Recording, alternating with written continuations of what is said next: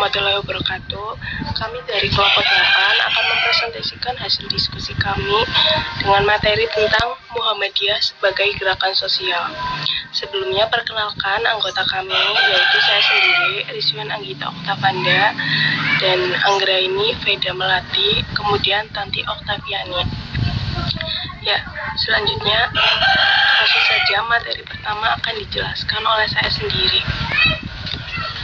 Materi pertama yaitu tentang nilai-nilai dan ajaran sosial kemanusiaan dalam perspektif Muhammadiyah. Yang pertama, nilai kemanusiaan. Manusia itu mempunyai nilai universal tanpa dibatasi oleh keyakinan, wilayah, etnis, dan jenis kelamin. Nilai itu adalah nilai kemuliaan yang disandang oleh setiap anak cucu Adam. Di dalam Al-Quran surat Al-Isra ayat 70. Secara kultural, kemuliaan dapat diperoleh melalui banyak cara.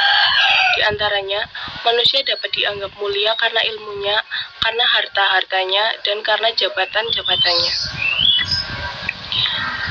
Yang kedua itu, ajaran sosial kemanusiaan dalam Muhammadiyah. Islam menetapkan dua pola hubungan yang permanen dalam kehidupan beragama, yakni hubungan dengan Allah Subhanahu wa Ta'ala yang lazim disebut hablum minallah, dan hubungan dengan sesama manusia atau lazim disebut hablum minanas. Hubungan Allah dalam bentuk ibadah dibahas dalam ilmu fikih, sedangkan hubungan dengan sesama manusia dibahas ilmu akhlak. Ya, ajaran sosial kemanusiaan yang dipopulerkan dengan istilah teologi Al-Ma'un ini mengandung 4 nilai, yaitu 1. Nilai religi atau nilai iman, nilai belas kasih atau nilai Al-Rahman, nilai syukur, dan nilai tolong-menolong. Ya, sekian yang dapat saya sampaikan. Selanjutnya akan disampaikan oleh teman-teman saya. Terima kasih. Wassalamualaikum warahmatullahi wabarakatuh. Menjelaskan tentang gerakan peduli pada masyarakat fakir miskin dan anak yatim. Istilah fakir dalam Kamus Bahasa Indonesia diartikan sebagai orang yang sangat kekurangan.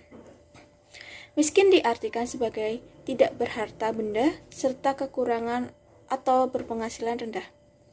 Dalam bahasa Arab, miskin berakar dari kata sakana yang berarti diam atau tenang.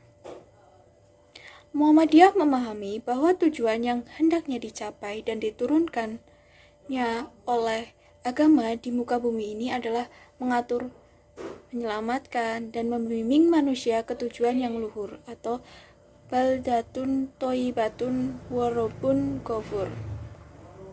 Mencerahkan kehidupan, membebaskan manusia dari segala bentuk perbudakan. Tidak ada penghambaan kecuali hanya menghambakan diri kepada Allah Subhanahu wa Ta'ala. Dalam konteks kehidupan sekarang, manusia harus dibebaskan paling tidak dari 3 bentuk cengkraman, yakni kemiskinan, kebodohan, dan keterbelakangan. Gerakan peduli fakir miskin diserukan oleh Nabi Muhammad SAW sebagaimana disinggung dalam Al-Quran. Tidak hanya memuat perintah untuk menyantuni fakir miskin, tetapi Al-Quran juga merekonstruksi perilaku masyarakat Quraisy. Tidak jarang Al-Quran mengecam berbagai bentuk sikap mereka terkait dengan harta, anak yatim, dan fakir miskin. Terdapat riwayat yang menceritakan bahwa pembesar suku Quraisy setiap minggunya menyembelih 1 unta, namun mereka ketika ada anak yatim yang datang meminta sedikit daging unta yang disembelih itu, para pembesar Quraisy tidak memberinya daging. Bahkan mereka menghardik dan mengusir anak yatim tersebut. Dalam kondisi seperti itulah Al-Quran surat Al-Ma'un diturunkan. Kemiskinan merupakan masalah kemanusiaan yang implikasi negatifnya melibatkan berbagai aspek terkait masalah keamanan, pendidikan, kesehatan. Sebagai bentuk nyata dari problem kemiskinan adalah pengangguran, busung lapar, kurang gizi, kriminalitas, dan bunuh diri. Berdasarkan pemahaman tentang Al-Quran dan realitas sosial, Muhammadiyah menggiatkan urusan menyantuni orang miskin, fakir, dan anak yatim dalam bentuk mendirikan rumah miskin dan panti asuhan sebagai upaya konsisten berpihak Muhammadiyah pada rakyat miskin. Pada Muktahar tahun 2000 dibentuklah Lembaga Buruh, Petani, dan Nelayan, sedangkan pada Muktar 2005 di Malang, upaya ini lebih disempurnakan lagi dengan pembentukan Majelis Pemberdayaan Masyarakat atau MPM. Selanjutnya saya akan menerangkan bentuk dan model gerakan sosial kemanusiaan Muhammadiyah, yaitu Ahmad Dahlan menerjemahkan teks-teks Al-Quran ke dalam kegiatan praktis sosial, amaliyah atau tindakan. Inilah yang menjadikan pembeda dengan tokoh yang lain. Ia menonjolkan aksi, bukan menonjolkan pemikiran, tetapi berarti Muhammadiyah tidak mengabaikan pemikiran keagamaan. Konsisten di bidang gerakan sosial ini menjadi ciri khas dan kemudian dikenal sebagai istilah metode tafsir sosial dalam Muhammadiyah. Teologi Al-Ma'un diterjemahkan ke dalam 3 pilar kerja atau 3 bentuk pelayanan, yakni pelayanan pendidikan, pelayanan kesehatan, dan pelayanan sosial. 3 pilar tersebut secara praktis dapat dideskripsikan sebagai berikut. 1. Pelayanan pendidikan. Seperti disebutkan pada uraian terdahulu, doktrin Muhammadiyah adalah pencerahan dan doktrin amal solih. Konsekuensi dari doktrin ini adalah Muhammadiyah mencurahkan segala kemampuan untuk mendirikan sekolah-sekolah, mulai dari taman kanak-kanak atau pendidikan usia dini sampai perguruan tinggi. Besarnya apresiasi sejarah terhadap organisasi Muhammadiyah tidak bisa dilepaskan dari peranan Muhammadiyah dalam memajukan pendidikan di Indonesia. Tidak dapat dipungkiri bahwa salah satu faktor yang mendukung Ahmad Dahlan mendirikan Muhammadiyah adalah keterbelakangan bangsa Indonesia dari segi pendidikan. Yang selanjutnya ada pelayanan kesehatan. Tahun 1918 telah berdiri Penolong Kesengsaraan Umum atau PKU yang pada tahun 1921 menjadi bagian khusus dalam Muhammadiyah. Pada tahun 1926 berdirilah klinik di Surabaya, Malang, Surakarta, dan Solo.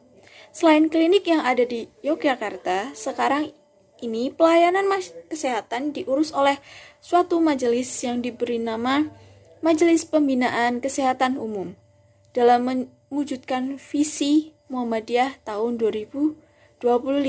Salah satu usahanya adalah meningkatkan kualitas kesehatan dan kesejahteraan masyarakat.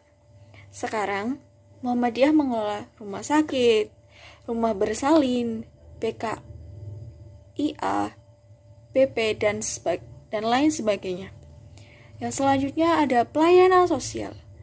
Amal usaha dalam bidang kesejahteraan atau kesehatan meliputi pembinaan anak yatim dan anak fakir miskin, pembinaan daerah kumuh, daerah tertinggal, anak jalanan, pekerja anak, rumah sakit, rumah bersalin, balai kesehatan masyarakat pada Mukhtar Muhammadiyah yang ke-43, pemberdayaan masyarakat,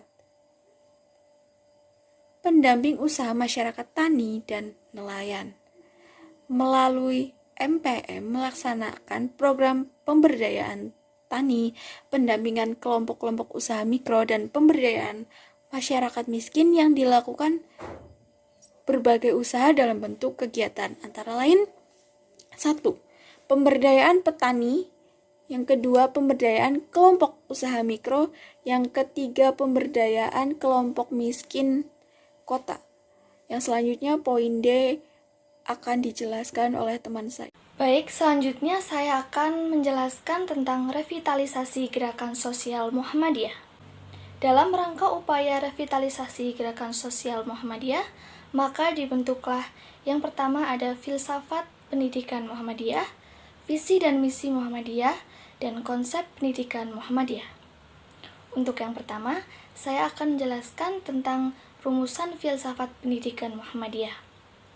Bahwa pendidikan Muhammadiyah menyiapkan lingkungan yang memungkinkan seseorang untuk tumbuh sebagai manusia yang menyadari kehadiran Allah Subhanahu wa taala sebagai Rabb yang menguasai dan memiliki ilmu pengetahuan, teknologi, dan seni atau ipteks.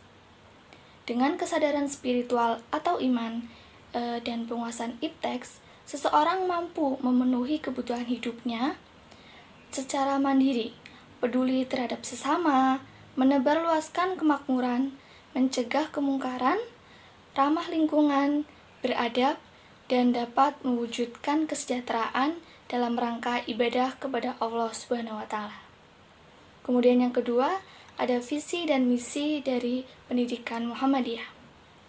Visi pendidikan Muhammadiyah adalah terbentuknya manusia yang belajar, yang bertakwa, berakhlak mulia, berkemajuan, dan unggul dalam ipteks sebagai perwujudan tajdid, dakwah amar ma'ruf nahi mungkar. Kemudian yang kedua, ada misi dari pendidikan Muhammadiyah. Bahwa misi pendidikan Muhammadiyah yang pertama adalah mendidik manusia untuk memiliki kesadaran ketuhanan atau spiritual makrifat. Kemudian yang kedua, ada membangun manusia berkemajuan yang memiliki etos tajdid, berpikir cerdas, alternatif, dan berwawasan luas. Kemudian yang ketiga, mengembangkan potensi manusia, berjiwa mandiri, beretos kerja keras, wirausaha, kompetitif, dan juga jujur. Kemudian yang keempat, membina peserta didik agar menjadi manusia yang memiliki kecakapan hidup dan keterampilan sosial, teknologi, informasi, dan komunikasi. Kemudian yang kelima, membimbing peserta didik agar menjadi manusia yang memiliki jiwa kemampuan menciptakan dan mengapresiasi karya seni budaya. Dan yang terakhir adalah membentuk kader persyarikatan umat dan bangsa yang ikhlas, peka, peduli, dan bertanggung jawab terhadap kemanusiaan dan lingkungan. Kemudian yang ketiga ada konsep pendidikan Muhammadiyah. Yang pertama ada nilai-nilai dasar pendidikan Muhammadiyah. Bahwa pendidikan Muhammadiyah didasarkan pada 5 dasar, yakni yang pertama, pendidikan Muhammadiyah dilaksanakan berdasarkan nilai Al-Quran dan Sunnah. Nilai dasar yang dikembangkan berdasarkan nilai kebenaran, nilai pencerahan, dan nilai budi pekerti yang baik. Hal ini secara eksplisit telah terekam dalam Al-Quran Surah Al-Furqan ayat 44 yang artinya, atau apakah kamu mengira bahwa kebanyakan mereka itu mendengar atau memahami? Mereka tidak lain, hanyalah seperti binatang ternak, bahkan mereka lebih sesat jalannya daripada binatang ternak itu. Kemudian, yang kedua adalah aspek-aspek pendidikan Muhammadiyah. Yang pertama adalah aspek pembelajar, di mana pendidikan Muhammadiyah memberikan peluang untuk mengembangkan akal sehat peserta didik.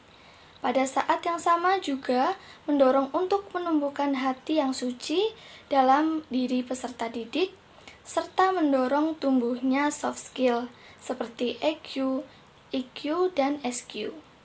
Kemudian yang kedua ada aspek pembelajaran, di mana pendidikan yang menghidupkan dan membebaskan memerlukan integrasi kritis antara legitimasi normatif, yaitu Al-Quran dan As-Sunnah, dan realitas sosial pendidikan Muhammadiyah terkait dengan nilai-nilai dasar persyarikatan pendidikan Muhammadiyah harus menjamin terciptanya lulusan yang cerdas sekaligus berposisi sebagai kader organisasi demi kelangsungan Muhammadiyah itu sendiri.